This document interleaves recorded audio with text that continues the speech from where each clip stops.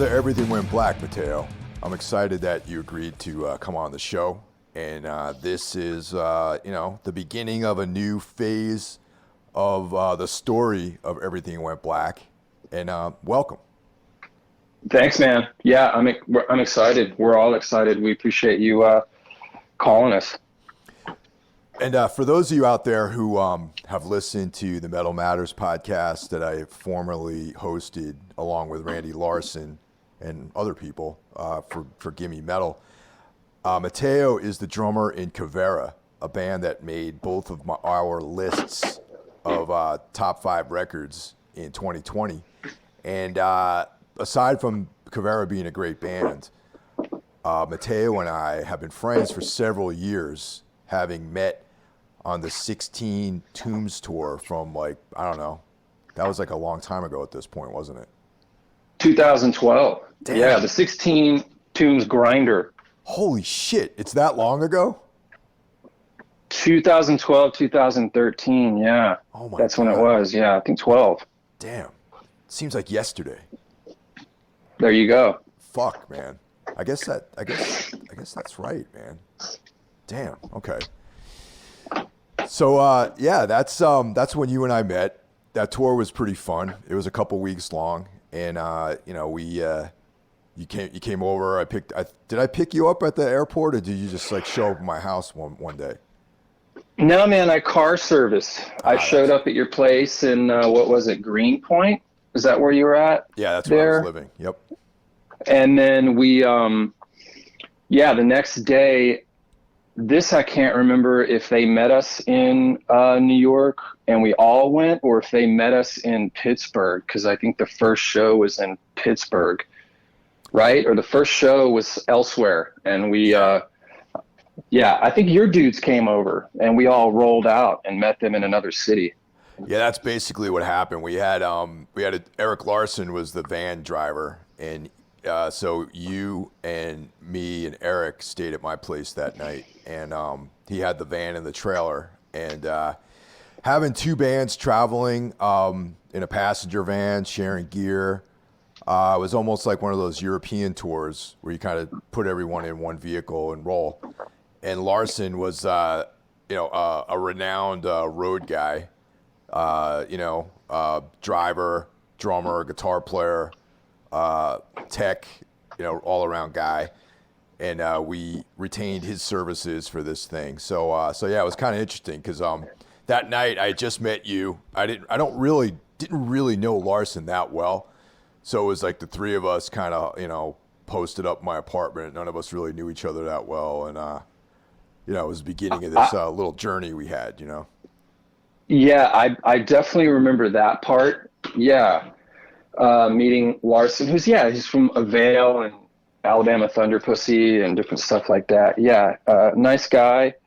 And I do remember, the moments kind of starting to get to know one another there that night. But it came on pretty quick. Yeah, totally. It came on pretty quick. Yeah, everybody was laid back.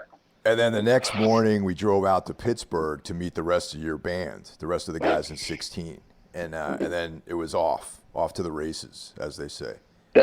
That was it. Off to the races. Just like, I think it was like a few hours standing outside of a Pittsburgh bar. It was an interesting, that was a cool tour. That was a particularly interesting show in itself. There's some interesting characters that showed up to that one, Oh, yes. I remember that. There was this contingency of, let's say, white supremacists, I think, that more or less kept to themselves, but definitely had a presence at that show. And I found that to be a very Pennsylvania thing to happen at a heavy metal show. Yeah, was it? Yeah, see, I've played Pennsylvania a few times, mostly Philly, but I wasn't aware of that. And down here in Southern California, I think we refer to those cats as big ass woods. They're nice, man. Pecker woods, man. They were huge, dude. Those guys. Some of those guys were, man. Yeah, big dudes. But anyway, it went off. It went off cool, and Yeah, I mean, the whole thing was a generally a good time. I do have some fond memories of that tour. I mean, one of the memories I think I have is because I took pictures one night that came out pretty cool. And I remember being in Indianapolis, and there was a band that played before us that was super badass, like grind band. You remember those dudes? It could have They been played before us. it could have been Go ahead. one of a few bands, because Indianapolis is, in my estimation, is pretty, for me at least. I think of Indianapolis as being a city filled with like really good bands because that's like where Gates of Slumber was from, and The Dream Is Dead, and Ice Nine was from that city, and there I think it was Black Arrows of, oh man, I like this band quite a bit actually, but yeah, they're like a grind, like with doom parts, that kind of thing. It was either Yeah, I them remember. or maybe Coffin Worm. It was one of those two bands that played. I don't remember who it was, but I remember they just totally shredded it. And I started talking to the drummer dude. I was like, dude, that was sick. Because this dude just totally was hammering away on this little kit, grinding his fucking balls off, dude. And after that, like, I started talking to him. He was like, yeah, man, I usually play country western music. And I just figured I'd try my hand at it, man. I was like, God damn, dude, mission accomplished, man. And then I remember later on talking to you, and you said you had walked over to the singer, and you were like, dude, that was sick. And the guy just with a kind of a flat affect goes, always. And that Yeah, was like that's the right. end of the Yeah. conversation. Remember that? I was laughing about that the other day. Yeah, dude's like, always. And just like that was it, you know? Hey, right on, dude. Yeah, You know? Indy is like a weird place, man. Like in the late 90s, it seems like there was like a lot of stuff going on there, like just in general around the Midwest, and I met a lot of really great people, and it became like a spot. Even if we weren't playing shows, we would go and hang out there just to drive and stay with friends or whatever. But over the last I would say 10 years, it's like this dark cloud seems to have settled over Indianapolis, and a lot of people have died and committed suicide and all this other stuff, and it's kind of dark over there, and I stay in touch with everyone still, but I've lost several really really good friends from that city, and we haven't, probably the last time we played there might have been on that tour that we did with you guys. Yeah, interesting. I don't know much about Indianapolis or Indiana. It's usually like a sort of a when I'm on tour, like we kind of just pass through there. Yeah. Just except for it's flat and it takes a little time, you know, kind of like where I grew up in Texas, drive halfway from Houston to Los Angeles and you're still in Texas, I you remember know? the first time I drove across Texas, and that's when I truly understood the scope of the United States, man. Like back, like on one of the first tours I did, we drove, we played shows in like Austin and whatnot, but then we had to like kind of hightail it across the state to get into like New Mexico. And You had to hightail it across Texas. yeah, man. And and it was like, I don't 11 hours and you're still not near the western border. You know what I mean? Like you're fucking in the west. It's like a Sam Peckinpah film or something. Yeah. Yeah. It's gnarly, bro. Yeah. What part of I, Texas did you grow up in? I grew up in Houston, Texas. And, yeah, Houston, Texas, which is like, it's like the fourth, I guess it's battles maybe another city for the fourth largest city in the United States, but that's only because it like some other places, like the city's annexed in a bunch of like the outer sort of portions, and it's just kind of made it bigger. So it's a pretty interesting place in that like it's got a little small downtown area, and then you can go out and be like standing next to somebody's electric fence on horse property, and you're still in Houston. Yeah.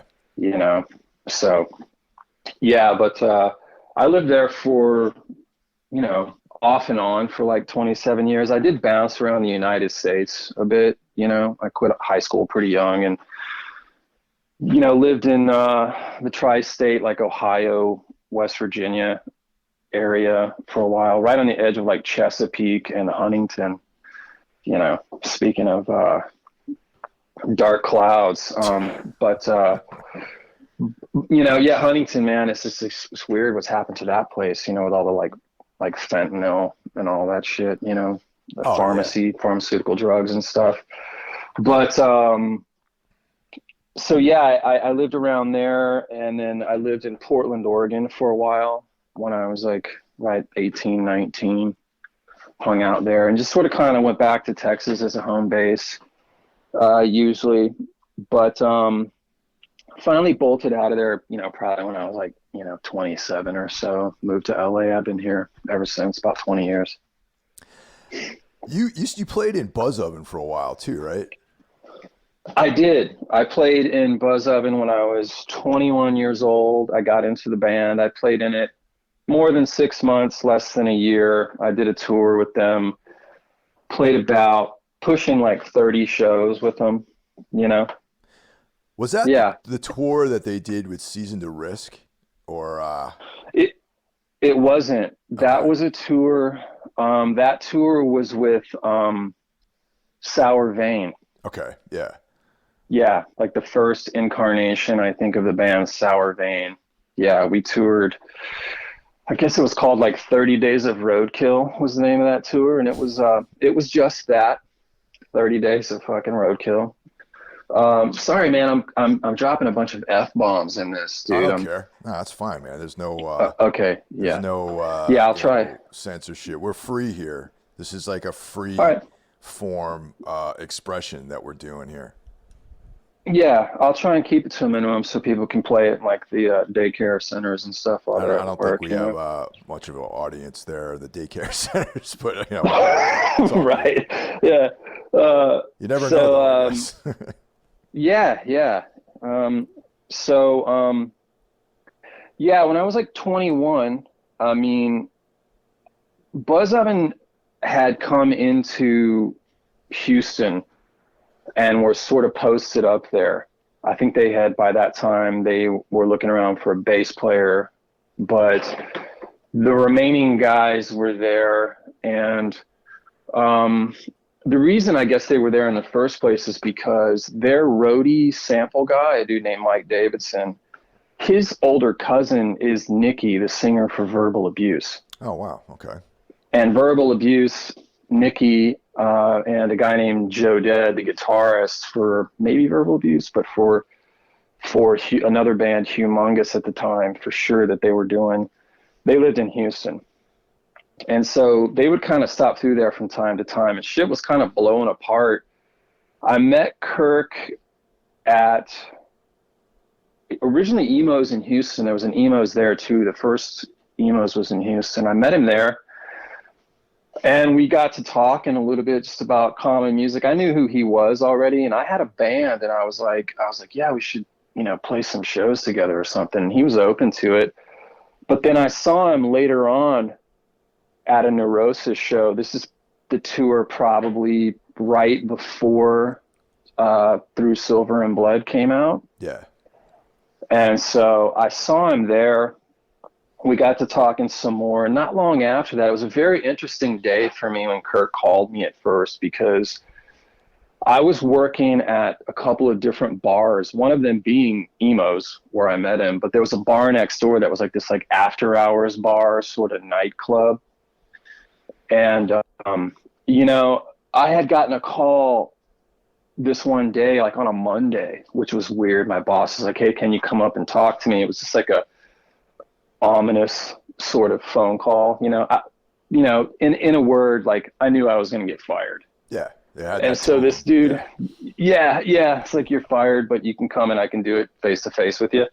So I went up there, but before I left, the phone rang again.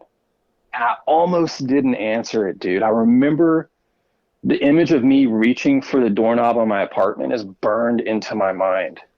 And I was like, whatever. So I put my bike down, I turned around and I went and answered the phone, and it was Kirk. And he was like, yo, we lost our drummer. Do you want to jam? Nice. Which was, I was like, well, yeah, I mean, just kind of got slammed upside the head with that, because that's not what I had intended, So, of course I did. And so I split, and I remember my boss was firing me, and I was just on cloud nine, dude. I was just like, yeah, right on, bro. It's like, I gotta let you go. I'm really sorry, And I remember looking at this dude, and I shit you not, I go, it's probably, I go, man, you never know. It might be the best thing that ever happened to me. I told that to the dude, and I just remember the dude's jaw basically figuratively hitting the floor. He just couldn't believe it. I don't think his intent came across like he wanted it to, So, I mean, long story short, too late, like 2 months later, we were on the road. What's really cool is back then it was like phones were these like, wired landline devices that you didn't carry around with you all the time. So it's like these days you would have got a text message or something from somebody, and that you would have definitely gotten that message. But back then you had to like coincide your location next to the phone with actually getting a phone call back then, Yeah.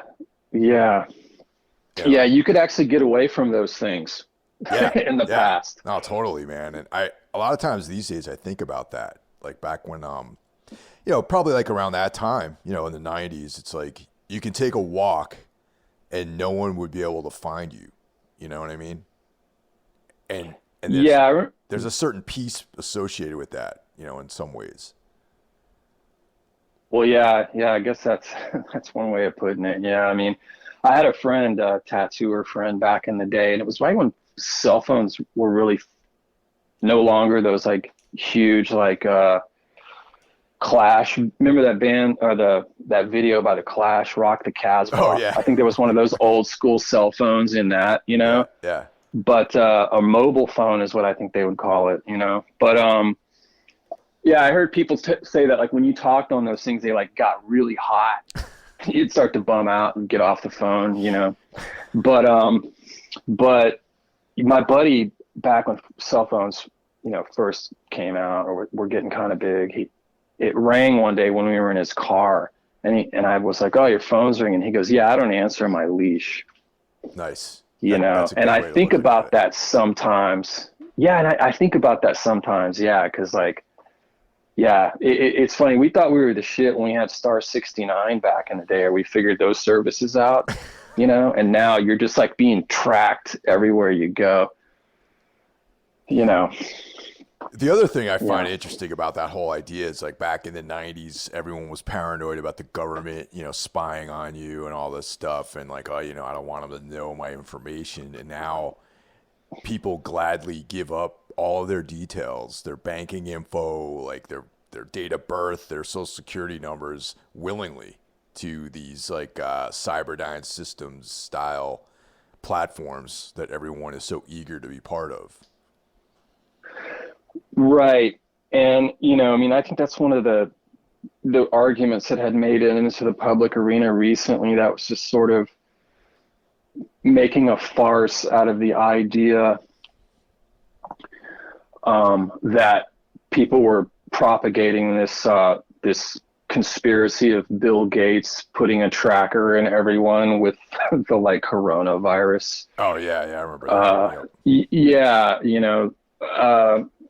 The vaccine or whatever, and people were like, dude, you get tracked do you have a cell phone? Why would they need to put a tracker in you? Anyway, we won't get too far into that nonsense, but yeah, I think that's a good example of the kind of thing you're talking about as well. Yeah. Buzz Oven, as you know, because I mean, we've actually discussed this, Randy and I often celebrate Buzz Oven as being a really important band. And that, just that era of bands, it's that crossover of, like metal and punk and hardcore and, just like this other thing that found its way into music that evolved heavy music into what we have now. I think that period of time was like a very important part of the kind of music that everyone that mostly listens to this podcast probably enjoys. Hmm. And that was cool. Like when I found out you were in Buzz Oven on that tour, I was like, wow, I'd like to talk to you about that someday. But that's really Yeah. cool. Yeah. You know what? I share your sentiments. I am still to this day a very big Buzz Oven fan. I even just recently have been communicating with Kirk Fisher. All of those guys have a huge place in my heart. That tour and doing that was very important. It's, sometimes when I look back at that part of my life personally, just with the tour, it's hard to overestimate the benefits that had for me, and just the learning process that had. And I know there are many things that have been said about Buzz Oven, but I want to also throw into that conversation that Kirk Fisher is a person who, on one of his worst days, was a person who had motivation that would just run circles around your average person. I mean, you would have to, if you look at the band's accomplishments and their songwriting and how much they had actually gotten done. And when the era was, this is not some internet stuff back before I got in that band. And they had toured the United States 8 times by the time I got into that band. That's with like, your corded dinosaur telephones, and he set the tour up that we did on a telephone, but that era of music is especially important to me as well. And I know that as far as the Keverra guys, Kirk and Scott, those dudes share in that as well. I mean, there was a bunch of cool shit going on back then. Some of that stuff that hasn't even really made the transfer into the sort of cyber world. I think we talked about one record recently. It was a Lungcast Records LP. And I was like, oh, have you heard this? And I was looking for it because I was going to send a link, and you had heard it, but I couldn't find any kind of like links on these like sort of streaming services or even, I don't even think YouTube at all had it, Yeah. But all of those times were very informative for me. And I know the other Keverra guys as well. I mean, Scott, the bass player for Keverra, actually was in he plays in a couple of bands now. He plays in Goat Snake, and he also plays in another band called Sonic Medusa. It's a trio. It's him and the drummer from Goat Snake, Greg from The Obsessed, and another dude. But he played in an old Touch and Go band back in the day. He was on in a band called Brickbat that was on Touch and Go Records. Yeah, he was a Brickbat bass player from back in the day. Yeah, and he's from Wilmington originally, which is the same town that Dave Collins, who they call Dixie from Weed Eater. So he's a little older than Dave, but he grew up with all those dudes, so he knows all those cats. But I digress a bit, but I too, those times and those labels, were very informative to me. Pessimizer and Theologian and Bovine and Lungcast and Vermiform, Amphetamine Reptile especially. Yeah. AmRep's always been a huge influence on all those bands like the Cows and the Cows particularly were a band that I really gravitated towards because their live shows were so fucking insane, man. You know? Yes, yes. And we'll definitely have to digress into some cow shows moments here for a second. Sure, man. Like, I've seen them many, many times, and the other dudes. It's funny, actually. One day I heard you and Randy talking on one of your podcasts, and you were saying that like somebody in Keverra seems like they like the cows. And I just laughed because I would have never thought someone would have guessed that, but we're all huge cows fans, you Yeah. know, and especially I'm going to leave. Scott has a really funny story about the cows, you know, but and I'll leave that for him to tell you because it's a special thing for Scott to tell you a story. But I've seen the cows several times. Like I said, I used to work at Emo's in Houston, and I lived in Portland, and I saw him at Satyricon up there and stuff. And I've seen that dude Shannon Selberg in some pretty incredible moments. And I remember being at Emo's one day in Houston, and people were kind of tripping. There was a weird vibe when I walked in. And what it was Shannon was sitting at the bar drinking in the middle of the day, and he had a Bic lighter. And you know how people put the fucking gas up all the way, so it's just like a torch. Yeah. He kept lighting his cigarette with it set on torch, but he had Black Cat firecrackers woven all into his beard. Oh, So he was yeah. sitting there with all these like live firecrackers woven into the hair of his beard. He kept lighting a cigarette with this big flame, and so people were just kind of bumming out and like backing away from him, you know. Yeah. But I don't know what kind of mind comes up with that sort of thing. Well, But it was pretty ingenious. That was my whole attraction to the band. Is like his lyrics have like such like the irony and the kind of wit of his lyrics, and the music itself is you know, pretty awesome, like, you know, punk rock style, you know, like with like a, you know, bit of a Stooges kind of thing going on. And the live show was probably I would say like right up there with like, well, not as trippy as seeing the Butthole Surfers, but like Shannon himself would take on the persona of just like this completely primal, far out psychedelic sort of character, you know what I mean? And every time I knew they were playing, I was like, man, I gotta go, because like every single time I saw them play was different. Like there was like a different energy, a different atmosphere, and like there were points where you're like, you kind of felt like anything could happen at one of their shows. You know, something could blow up, like there could be like a fight, or you know, you could get injured, or something like that would happen at a cow show. You know. Yes, I agree, and yeah, I do actually recall seeing, you know, a pretty interesting fight at a cow show. Yeah, yeah, you know, I mean, I think he was a kind of person who just, them as a band, they just kind of threw you off.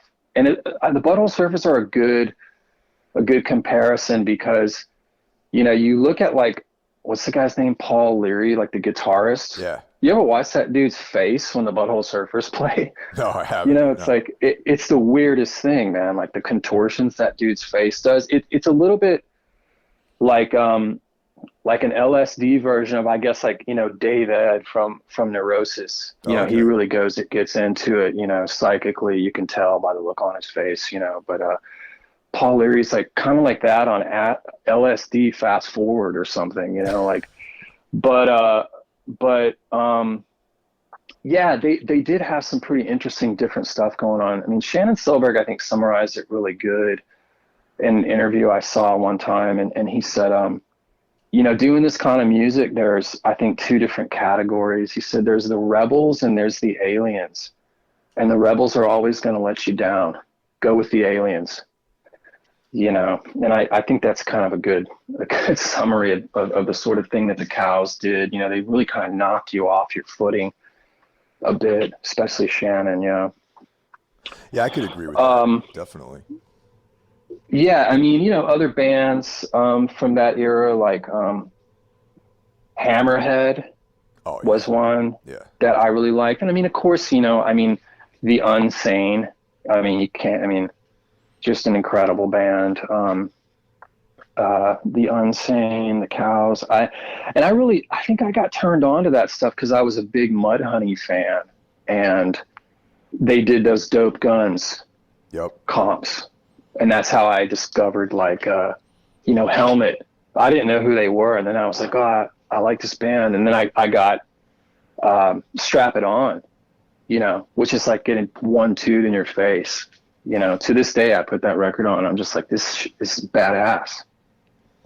Yeah, that's my favorite Helmet record, just because it sounds so raw and noisy, and it's got that just like this, it's this intensity that I think, even though the records later on, like production wise, got better, there wasn't that intensity wasn't there that there was on Strap It On. Yeah, I would agree with that. I mean, even though always hats off to those dudes just because they're just incredible players. I saw them way back in the day, like right when Meantime came out, and they played, I think they toured around with like L7 or something, I remember that too. But yeah, like Smell the Magic and, Meantime, I guess, and I always recognized they were, amazing. But, some years back at a Halloween show here in LA, like I don't really go to the West Side too much, but I ventured over there to see Helmet on Halloween. I actually think somebody let me in the show for free, so I dragged myself over there. But they played at the Viper Room, and when they went on stage, Page Hamilton was like, he's like, I wanted to play this. I think he played a couple songs, and then he goes, I wanted to play this next song, but I wanted to tell you, like, it was written. He says, the story that inspired the song was, he says, it was written because when I was living in New York, I was living in this building, and all of a sudden there was this like bad smell, and it was like a notably hot summer, and we started smelling something really foul, and it turned out that like a dude in our building had been murdered, and somebody wrapped him up in carpet. Oh man. And left him in there in the heat. And he's like, so I wrote the song Murder, which is, an insane song off of Strap It On. Yeah. And I was like, oh, cool. They're going to play something off Strap It On. And he goes, so yeah, I wanted to play Murder, but instead, I figured we're just going to play the whole Strap It On record. Oh man. In the order of the album. And I was like, what? Dude. And they proceeded to boil the paint off the walls of that joint. Yeah, they've always been a great band. I mean, such incredible musicians, and I've always had a lot of respect for Helmet. And I think they actually were the first AMREP band I heard that drew me into the fold of the rest of the label, because there was that one year where all you heard about was Helmet. They were everywhere, and that's what pulled me into that. Like I'd gotten into the Sub Pop stuff like Mudhoney and Screaming Trees, and Screaming Trees, most of their stuff was on SST, but they had a 7-inch I think on Sub Pop, and I was like in that world, and then the AMREP stuff came after that, and then I just dove like deep into it through the conduit being Helmet and their popularity, and then I discovered Lubricated Goat and the Cows, and so many great bands, the Crows, just very just a sort of sub-genre of like ex-punks that had stumbled into adulthood. That was like the vibe that I got from Amphetamine Reptile. Yeah, I mean, it's funny you said Lubricated Goat, and I just thought of this. Like, Houston's a fucking weird place, dude. But especially hanging out with drunk people outside of emos. But yes, I mean, I was thinking recently, like, there's all these like categories, love them or hate them. There's all these just sort of categories of music or whatever that are, oftentimes annoying. But I noticed that I remember back in the day, like that Amphetamine Reptile logo, Amphetamine Reptile was like on top of Noise. It said Noise Yeah. in there. And I even thought that was weird for them at the time, because I always associated noise with like, Throbbing Gristle, or like some other like noise, like, Masada or Black Leather Jesus or something like Yeah. that, Yeah. noise Right. experimental. But I think the thing that even all of that stuff has in common, that like I don't really see a lot of the bands that are associated with noise nowadays. And I think this just kind of harkens to what you're talking about like graduating into adulthood, is those bands were kind of dangerous, dude. Yeah. Like Totally. that was like the kind of feeling. There was a sort of a danger, a tension to that stuff. And I listen to some of the stuff that's called noise now, and I'm just like, no, I guess I'm coming from a different angle with this, um, or I have a different idea of it or whatever, I'm not a music Nazi or anything like that. It's just an observation. But coming back really fast, something funny like that, there's a bunch of badass bands that are from Houston, but there's typically been a lot of great shows there. But one night, one of the dudes from Lubricated Goat passed through there at one point, and at one night I was working, and that dude was like 3 sheets to the wind, and he was sitting on the patio smoking a cigarette. He just fixed on me, his eyes, like, and he just kept staring at me, just kind of drooling on himself. And I just kept doing my job and stuff, checking IDs, whatever the hell, and I'm sitting there and he's staring at me. And finally I was like, dude, I was like, what? And he just sort of took his cigarette out from his mouth and he like blew the smoke out, and he goes, "You fucking farmer." Oh my God. And that's all he said, Yeah.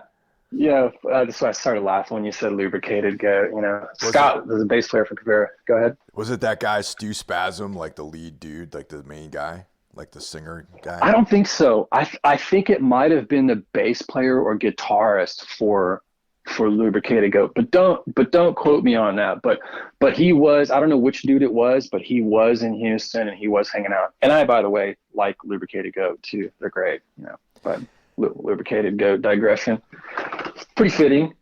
It's You funny. know? It's funny though how there's like a Australian thing. You know what I mean? Like there's an Australian frontman thing. Like there's like Stu Spasm.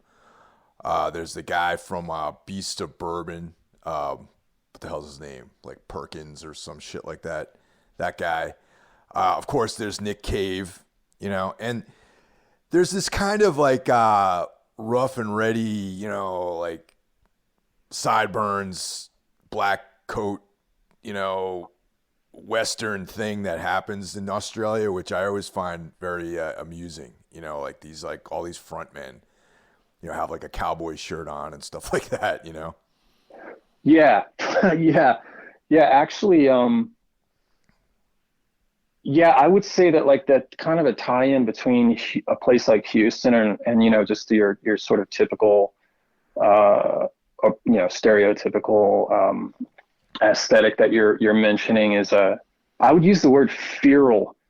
There's something kind Yeah. of feral about some of these folks, like there's definitely a very feral kind of feeling to Houston once you get into it. But yeah, I would agree, man. I mean, and I saw the Scientists play not too Oh, long ago, nice. which is a band that I really like, and they had the same kind of thing going on. Like the button the button down, like mother of pearl shirt, cowboy shirt kind of look. Um, yeah, and yeah, I work with a couple of I work with, or let me say this, I have over the years worked with some Australian folks here in Los Angeles, and it's mixed results on how they felt about my company, but always entertaining people in some kind of way. I mean, one dude was just telling me about how he was going to pop the tires on someone's car and smash their windshield in if they talk to him again. And it's like another guy and another. They tend to be pretty a bit caustic, like cool, but they just really have that kind of vibe, like that kind of like outlaw kind of vibe. Some of these dudes, another dude just straight up just cursed me out. Like he didn't like me. I just got within 10 feet of him and he gave me a piece of his mind. I was like, right on. Yeah. Yeah. But, yeah, there's a lot of badass bands from there. Badass bands from Australia, dude. So let's fast forward a bit now. So Let's do it. you left 16, and now how does Keverra form? Like, where do you meet all these guys, and what's the the setting that the band forms within? I had when I moved to LA. When I moved to Los Angeles, I met Scott Renner, the bass player for Keverra and Goatsnake. He's one of the first people I met when I moved here. So I had known him for a long time. So fast forward to, 2010 or so, I was jamming with Kirk Stevens, the guitarist, and pulls half duty for vocals along with me in Keverra. And we had a thing where we were jamming with Tony, the bass player from 16 at the time. He's played in like 16 and Cutthroats 9 and stuff. And Tony went back, 16 got back together. And so me and it kind of dissipated, And so around that time, Tony was like, hey, do you want to come? They lost their singer. Do you want to come and jam in 16? So what I'm setting up here is that like Kirk Stevens and I had already known one another. And at one point after Tony left, we actually pulled Scott in and he was sort of jamming with us a bit. And this is an entirely different project. It wasn't Keverra at all. It was just me and, Kirk and I jamming, at some point. That's all it was. And so that dissipates. I hit the road. I'm gone for I'm doing 16 for like 3 years, which is when we met again. And then I come back and I actually, I jammed and kept my chops up, to some degree, but I actually didn't form any other projects. Like I took a break and then I didn't do anything else. I think Kirk, the singer, guitarist in Keverra, he has a noise project that he does. Like it's kind of a sound. I think it was born out of like a soundtrack idea. He does that with Phil Vera from Despise You and Trappist, who's also, he's also a dude who had a part in the recording of the Keverra album, which we could get into. But yeah, he's a brain trust of a number of bands, and they had like a noise thing. He was doing that, and so I got in contact with him. It was a couple of years, like at least it was 2013 or whatever, something like that. But I eventually got in touch with Kirk, and it took a while for us to kind of come to the point where we came back together again, like a pretty significant while. But during the whole time, I actually went off and immersed myself into. I was doing other stuff and this kind of has something to do, I think, with some of the acidity on the record as well on my part, because I went and I started doing labor studies at a local technical college because I had gotten into a union a number of years back in like 2009. Right. I didn't really know what it was. You do work, you're a film. Go ahead. You do work in film. Yeah, exactly. Yeah. I mean, I'd gotten into the International Alliance of Theatrical and Stage Employees in 2009. And then in 2013, after we got off tour, I got myself into the Teamsters. Like I got myself into a second union. So anyway, and that's all in the film industry here. And, just for whatever reason, for having gone to labor studies, whatever, it's kind of this weird sort of strange stuff started to happen. Like, I became a steward in one local, but I also became so shop steward in the IATSE, and then I got voted by a group of drivers to represent them at negotiations along with another bunch of bargaining people. So it's just it's some kind of adult big boy stuff that was taking up a lot of my time. Because I really cared about it actually. And so I did that for a number of years. And, when I just I think it was in 2016, I was just spent. Like I was just beat. I think I had learned a lot about like corruption and a lot about cowardice and just like the fickle nature of human beings. And I was in pretty negative place, pretty drained. But that, that's when I always knew I would come back to music, but that's when I really was like, it's time for me to get back into like what it is that I want to be really doing with myself on an artistic level. So from there, Kirk and I plan to get back together. That's sort of like the setting, of how, where we were at when we brought it back together. But we didn't have a bass player for a long time. And I had, like I said, I knew Scott, and I just knew that he was capable of doing it. He's an incredible bass player, and he's a really solid like friend, besides being just a friend and a bandmate. I mean, it's like, I would call him sort of like a family friend to like my wife and I. We're good friends with he and his wife, so I knew that I could pull him in and he could do it and it would be cool, because he's just a blast as a human being too. He's hilarious. I mean, when we were in the studio, Sanford said at one point, Scott was telling stories, while we were in the studio, and Sanford was laughing so hard, and he goes, you could see Sanford every once in a while looking at Scott like in sort of a state of disbelief about some of the stuff that he was saying, and he was just like, he looked at me at one point when Scott went out of the room. He's like, I have this little book that I keep, and I just write down weird stuff that people say in the studio, and I can't keep up with this dude. Like I can't write fast enough to like keep up with all the weird shit this guy says. But I pulled him in, and I asked him, like, me and this guy have this material, and and it's obviously, this is something that Kirk and I had both discussed. Kirk being the guitarist, and once we agreed on it, like, Scott was like, yeah, sure. So he only had like a couple of months really, like, that he took to get the songs together that you hear on the record, with the exception of there's a noise track on there called The Bitter Air of Exile. He didn't, there's no bass on that particular track, but so that's it. That's how it came together. But Scott actually dug it. Like, he was like, yeah, I see what's going on here. And he hung out, he just stayed.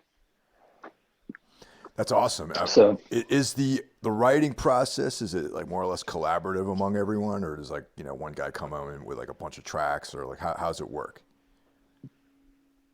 Yeah, I mean, the writing process is mostly, I think most of the material that you hear, I mean, it's written almost exclusively by Kirk, the guitarist. Like, he has a thing for arranging and stuff that I don't have personally. Like, I mean, maybe I have the feeling of that stuff, or like, that doesn't work there. But he's a guy, he's like, this is why, this is why I want this like this. Like, he knows what he's doing, Right. But, so he writes a lot of the stuff, but everything is actually collaborative. Like, he'll write a bunch of the stuff. I do actually hum him some riffs, which, gets kind of funny sometimes. I remember one day I hummed a riff to him, and it had this like slide, and he goes, well, where's the note that I'm sliding from? And I go, oh, strum it. I think it's up there, and he hits it. It sounded like the top fret or something like that. And he's like, well, where am I supposed to slide to from there? You know what I mean? Cause I'm doing this like I'm doing like a 3-bar slide sound with vocally, and he's like, there's nowhere to slide to. So anyway, yeah, so I'm an idiot, but yeah, I mean, that it's a collaborative process. I mean, and he's open to me even like humming stuff to him, and we've come up with some material that way too. But and then on the sample side, and then we usually mostly we write our own lyrics, but we collaborate on that too and tell one another, here's why I think this, I want some extra vocals on this. And he's like, let's double or triple the vocals on this. And yes, collaborative, but yeah, there are people who definitely do more of the stuff. The sample stuff usually that begins more often than not on my part. You know, it's collaborative too, but like more often than not, the sample stuff is something that I come up with. I have a couple samplers that I work with, and you know, kind of screw up stuff and make it sound all weird and you know, fitting. Yeah, Yeah, that's and all fun. It's fun stuff, man. Like fucking around with samples and shit. I like that. it really is, dude. Yeah, there's kind of like, yeah, it's pretty wild. Like I've gone into the rehearsal space before, and I have a 404 sampler, and you know, I would hook it up to the PA and just fucking crank it, dude. You know, so it's like all kinds of weird stuff, like just hit all kinds of pads at the same time, and it's just like going and looping around, you know. And then the Ghost in the Machine starts.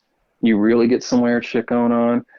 And Kirk walks in on more than one occasion, and he's like, "Oh man, I love this stuff." You know, it's like we just sit there and listen to that shit for like 24 hours straight. It'd be fine. It's cool. Just put that on. Don't even need a record, you know.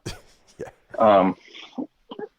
Yeah, I mean, and yeah, so you know, obviously, you know, Scott came in later, but he did contribute. You know, there was just like some stuff where it was like, I don't know what we're gonna do here, and you know, man about the town when it comes to music. So he's like made suggestions that really kind of cool. It was like, I know there was at least one song, I think it was a song No God, might have been, but he came in and he really just kind of put the finishing touches on that, which was to me significant in that, like, you know, the final dude to come into the picture puts one of the final touches to one of the final songs to be written, and then we're off to the races, you know.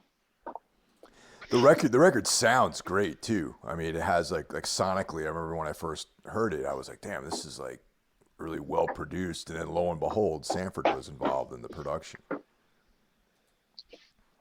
Yes, thank you. And yeah, Sanford is a genius. Sanford's really good at what he does, man.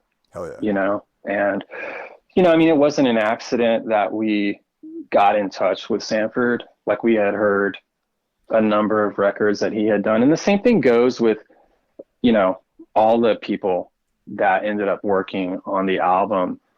And you know, Sanford, our friend Brian Sowell, who plays in Death Crux, and he was one of the dudes from Buried at Sea with Sanford. Like Kirk and I had discussed getting together with Sanford, or potentially, you know, and you never know. I mean, about people. I mean, you see their name on the record or whatever, but it's like, I don't know. Like, you know, this dude is busy, or he's in Asia recording, you know, something. I don't know what's going on with this guy, you know. So we checked on his accessibility, and you know, not to blow up his spot or nothing, but I mean, you know, Brian Sal was like, yeah, get in touch with him, dude. Here's his info. I think he gave me his email or, you know, text number or something like that. And so he was just an accessible dude, which was great. And I mean, and to his credit, man, I mean, the dude just rules, because like we had some rehearsal space recordings, and I don't even know if they had vocals on it at the time. And it was like, hey bro, like, you know, I have this band, and, you know, we'd like to record, and here's some of our stuff, you know. And he got back and he was like, I'm totally interested, you know, what's your guys' schedule like, you know, which is just awesome, dude. You know, for a guy that is a really respectable human being like that, to be that like down to earth and cool, you know, and get back to you and communicate with you that easily, you know. So yeah, yeah, thanks to him. And I mean, as well, you know, Phil Vera that I mentioned earlier, Phil has a recording studio behind his house called Veracruz Studios, and he records a lot of stuff for people. I think he did the Trappist recordings there, and he's probably done some Despise You there, but don't quote me on that. He does record quite a few. He's like, you know, I think he's, not come to think of it, he's a pretty significant part of the LA sort of scene. You know, he records like a lot of punk bands and stuff there at his house, like heavy bands there. But he did some additional tracking for us. He helped us clean up some samples, you know, from like, you know, just like whatever loop pops and stuff like that, you know. and then get them together and formatted to send to Sanford. But we recorded the Bitter Air of Exile, the final track, the noise only track. We recorded that there at Veracruz. We put that all together there, and did some guitar overdubs and or just fattening up. We just fattened it up on our part, and then did some vocal fattening up or whatever there at the place for inclusion on the record. Sent it all off to Sanford, and Phil was good enough to communicate with Sanford for us, and sent it all off to Sanford for inclusion on the record. And it just the dude's just badass. All the guys, they're just incredible. Colin Jordan, the dude who mastered the record, we had gotten sort of cued into that dude because of I think he did the I Hate God self-titled album. Oh, wow. Okay. Yeah. And we were just like, this is the shit right here. We looked him up, I think it was that album, but we looked him up and we're like, yeah, this is the guy. And so of course, we reached out to Sanford, and Sanford's like, oh yeah, I know that dude. Yeah. So it was just like that. Everything just kind of fell into place, and once, the finances on our end, because we all self-funded the whole thing, so once we got our shit together, everybody was ready. Now, has the last 13 months or so affected the productivity of the bands, back in 2020, as far as everything being locked down, and how has that affected you guys, as far as you be getting together to rehearse or write material or anything like that? Well, we're writing. We have continued to write music. We don't have the same rehearsal space anymore, but we're able to actually, Kirk is steadily writing, I'm steadily working on ideas. So we're definitely putting together the second record, which already was well underway when we lost our rehearsal space. I mean, there's been a couple of, it's really hard to complain. It's really hard to complain for us. It's just, there's a lot of silver lining to this for us, but, we did lose our rehearsal space, and that really was a COVID situation, because, the rents in LA, a lot of stuff in LA is skyrocketing. And right before COVID hit, we were due for a rent increase. So our rehearsal space was going up to $900 a month. And we had enough people in there at the time.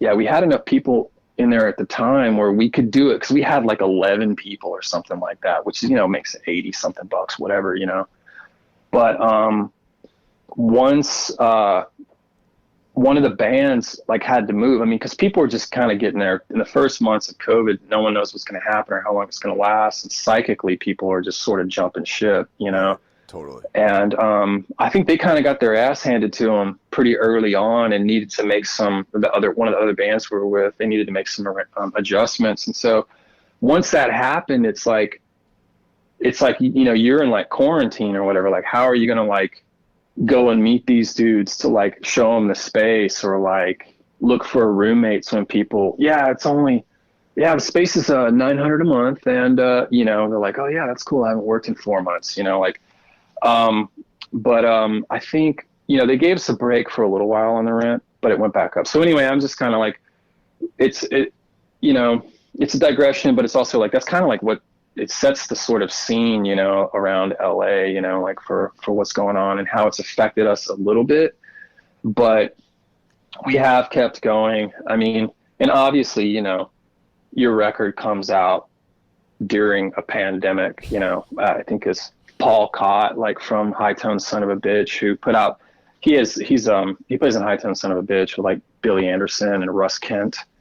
But he has Unknown Controller Records out of Oakland, and he put out the tape version of our LP. And at one point when it came out, he was like, congratulations, welcome to the club of my record came out during the apocalypse. Yeah. So, and I think, these are, but again, these are really insignificant problems compared to the overall shit which is going on. I mean, there are people that just got screwed, dude. You know what I mean? And it's kind of hard to feel bad when like basically nearly the entire planet of musicians is going through the same thing. I mean, I'm not going to be the dude who stands in the corner and cries, especially when I don't have much reason to, relatively. I mean, we we pressed 500 copies of our record, and when Thomas from Seeing Red got in contact with us about working with us to just help for us to distribute it and sort of push it and everything for us, which was awesome on his part. We knew that we needed to, because we manufactured, we paid to have it pressed, we paid for everything, and so right down to like my wife Brooke did the cover and the layout, like, which is basically the snake image it's an oil painting that she did for us. That's awesome. And so right down to that. So like obviously in that scenario you're going to need to unload some of those like at shows so that you can get the full nut for them. That's to sort of put, as we mentioned earlier, put your shoulder to the wheel, or whatever. So I think that's one of the biggest effects that we've seen, is that we haven't been able to unload the records in a live setting, Yeah, totally, man. But hard to complain, man. Well, that leads into this next thing, is when people want to purchase this record, aside from just, is Bandcamp the best place to purchase physical as well as digital copies? Yeah. Bandcamp is the best place to get it. I mean, Bandcamp in the United States is the best way, but Thomas landed us distro through Plastic Head. Oh, cool. Distribution in the UK. So if you're in Europe and you want to get a copy of it, if you're anywhere across the pond, like Plastic Head has it up on their store. They're selling it over there, which is bitching, Nice. Is there a way for people to buy things directly from you though? Because I know the Bandcamp is Seeing Red's Bandcamp. Yeah, I mean, that line item on our Bandcamp, Thomas fulfills those orders. Right now, any of the like merch that we sell online, like the shirts, which we're almost out of, like those are directly from us. And that line item, that's us. We'll be putting more shirts together. And then once we start playing shows again, we'll definitely be having the records with us there, fingers crossed, right? Yeah, hopefully this year, man, at some point later, we could get back to playing live gigs. That's like been like a huge, just like drag, I'm not going to complain either, man, because like, we had a bunch of great shit last year just get canceled, but I'm not gonna belabor those things because I'm healthy, like the people in my family are healthy. It's like, it's all good. So I'm not gonna complain, and, but yeah, it would be nice just on like a emotional level to get out there and start playing gigs again, Yeah, for sure. And I bet you once we get out there and we start playing shows again, we'll realize just how completely insane we have been going. You know what I mean? That release, like when you get into the rehearsal space after a full week of work or something like that, when you just hadn't been able to get in, and then you jam, and then you're like, oh my God, I realized I was a total psychopath before I came into this room. It's typically how it happens for us. Yeah, Kirk feels the same way. Yeah, amidst all this stuff, though, I could definitely, I definitely see certain mental things. Like, I have to be aware of a lot of stuff these days, because I mean, I'm here, I'm alone. I'm like completely by myself right now. Like, I don't have a room. I live by myself, me and my cat, and I don't really see anyone. I have we have band practice, and I assume risks by going to train at a gym, and but that's really it. So, but I do see like emotional and like psychic tolls that have taken place with on me personally. So it's eventually being able to go out and play shows. I think first and foremost will be an incredibly therapeutic exercise, aside from just promoting your music or whatever. You know what I mean?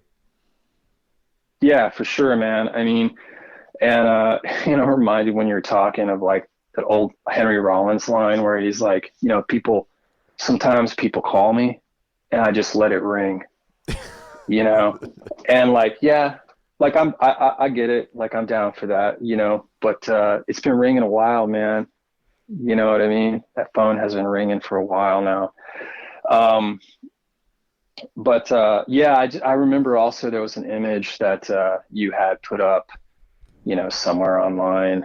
I think it was near the beginning. It's been a long time now, man. Like near the beginning of the whole pandemic situation, and it was like the dude from Apocalypse Now looking out the blinds. Yeah. And I was like, that image, I was like, yeah, dude, totally.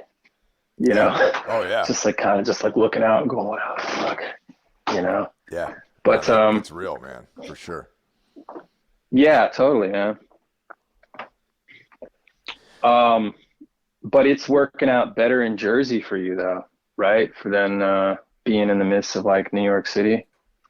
Yeah, my whole like operation has been migrating out here for a few years prior to me actually moving, because the band location and our practice space and most of the guys that are in the band live out here.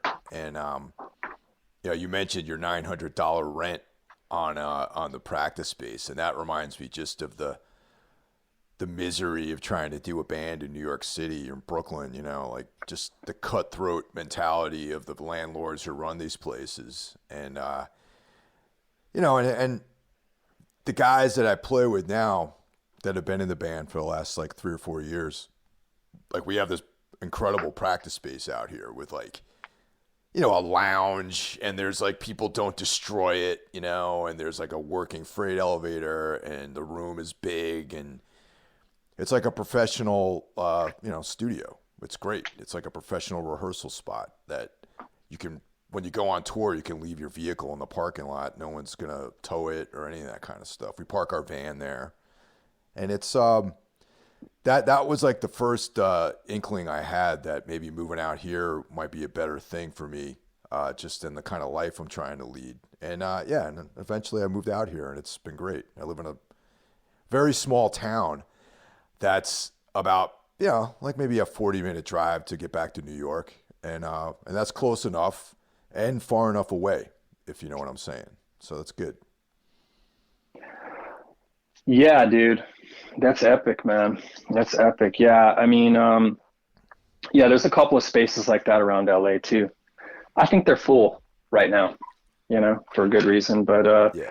But yeah. What else, man? That's it, man. I Is just there any want to other? thank you Yeah, for that's it. I just want to thank you for doing this, man. It's I've been trying to figure out a way to really set this up, and this is like a good way to talk about the band. I had a lot of questions about Keverra, and yeah, I'm looking forward to what else you guys have coming out, We're looking forward to putting it out, man. And we're honored, dude, that you chose to set this up to kind of ask some stuff about the band. It really yeah, it's just a really super cool thing, dude. We love the show, by the way. I'm Oh, always like thanks. sending links to Kirk, um, and we discuss the show and the stuff because it was basically the same sort of I don't know, same sort of peer group, the same age, came up during the same time. A lot of the stuff that we're talking about earlier, So it really hits the nail on the head for us, man. So we Well, appreciate it. thank you, man. And I'm looking forward to really, stepping things up here at Everything Went Black now that this is going to be my, this and Necromaniacs are going to be my sole focus in the podcasting world. Yeah, man, and I am looking forward to it, dude. I love Everything Went Black. The Metal Matter show is awesome, but I just know that the Everything Went Black thing is going to be sick, dude. It always has been. It's just going to be bitching, man. So Godspeed and good fortune in all of your endeavors coming up, man. Right on, man. Thanks a lot.